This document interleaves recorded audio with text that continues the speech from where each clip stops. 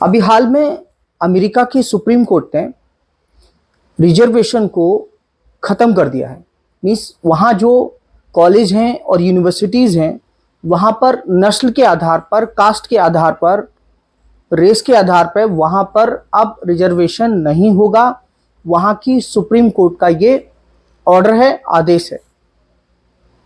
इससे क्या इम्पैक्ट होगा? इससे इम्पैक्ट ये होगा कि वहाँ जो एशियन मूल के जो लोग रह रहे हैं या रेस के आधार पर जो अश्वेत लोग हैं, ब्लैक लोग हैं, उनको जो है अब कॉलेज में जाति, कास्टिज्म के बेस पे, रेस के बेस पर उनको जो है अब रिजर्वेशन कॉलेज के एडमिशन में नहीं मिलेगा। एक्चुअली ये इसका आधार सुप्रीम कोर्ट ने ये बताया कि देखिए, हमारे यहाँ जो 14th कॉन्स्टिट्यूशन अमेंडमेंट है, जो 14वां संविधान संशोधन अमेरिका में है, वह इक्वलिटी की बात करता है, सोशल इक्वलिटी की बात करता है। और ये जो रिजर्वेशन है, कहीं ना कहीं सोशल जो इक्वलिटी है उसका एक वायलेशन है, उसका उल्लंघन है। तो इसलिए जो है इसको रद्द किया गया है। और यहाँ पर ये बात रखी गई है कि यह एक अफर्मेटिव एक्शन है। अफर्मेटिव एक्शन का मतलब होता है कि ये एक सकारात्मक कार्यवाही है।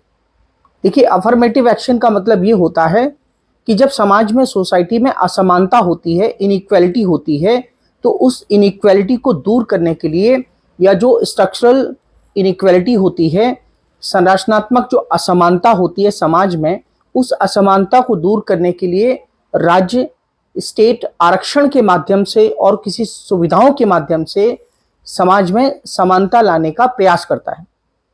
इसे ही हम अफर्मेटिव एक्शन कहते हैं। भारत में भी अफर्मेटिव एक्शन जो है गवर्नमेंट के द्वारा लिए गए हैं। कास्ट के आधार पर आरक्षण दिए गए हैं, रिजर्वेशन दिए गए हैं। अमेरिका में इसको मना किया गया है, या अमेरिका की सुप्रीम कोर्ट ने इसको डिनाई किया है, क्योंकि अमेरिका का सुप्रीम कोर्ट यहाँ कहता है कि ये जो है अमेरिका के जो कॉन्स्टिट्यूशन में जो इक्वलिटी का जो प्रोविजन है, समानता का जो प्रोविजन है, कहीं ना कहीं ये उसका वायलेशन है यूएस कॉन्स्टिट्यूशन में। अब यहाँ पर सवाल इस बात का है कि भारत में जो आरक्षण है, भारत में जो रिजर्वेशन है, क्या भारत में भी सुप्रीम कोर्ट इस प्रकार के रिजर्वेशन को खत्म करेगा?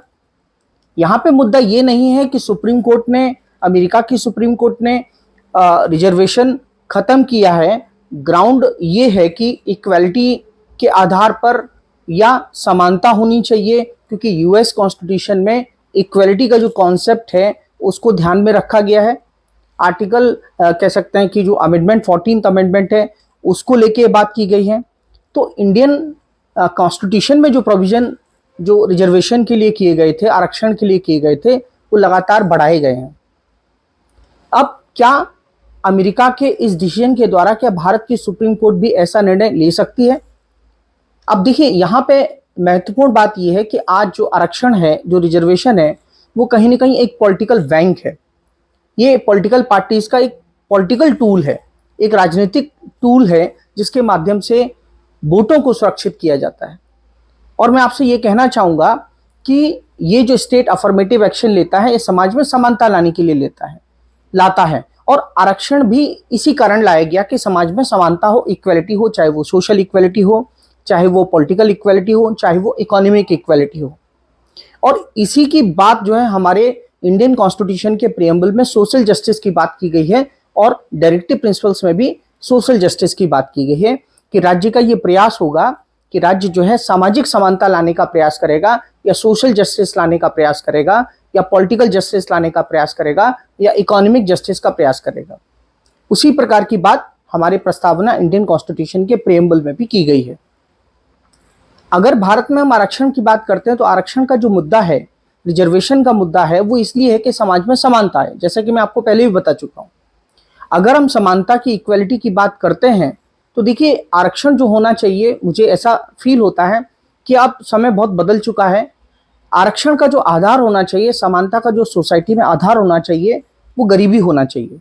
इकोनॉमिक आधार, इकोनॉमिक कह सकते हैं कि जो एक आर्थिक आधार पर अगर हम गरीब बच्चों को कह सकते हैं एक फील्ड पे, एक लेवल पे लेके आएंगे, और तब आरक्षण करेंगे ऐसे बच्चों के लिए जो कि गरीब हैं, जिनको पढ़ने लिखने की सुविधाएं नहीं हैं, ऐसे बच्चों को अगर रिजर्वेशन मिलता है या आरक्षण मिलता है, आधार ये हो, और इसके लिए जो है राज्य सरकार के द्वारा अफर्मेटिव एक्शन लिए जाएं या सेंट्रल गवर्नमेंट के द्वारा अफर्मेटिव एक्शन लिए जाएं, तो ये ज़्यादा बेहतर होगा, बजाय कि हम जातिगत आधार पर आज जो आरक्षण किए हुए हैं, मेरी नज़र में ये जो है सही नहीं है। निश्चित रूप से जो है भारत सरकार को या फिर हमारे जो उच्चतम न्यायालय है, सुप्रीम कोर्ट है, इस विषय पर जो है गंभीर मंथन करना चाहिए, ऐसा मेरा मानना है।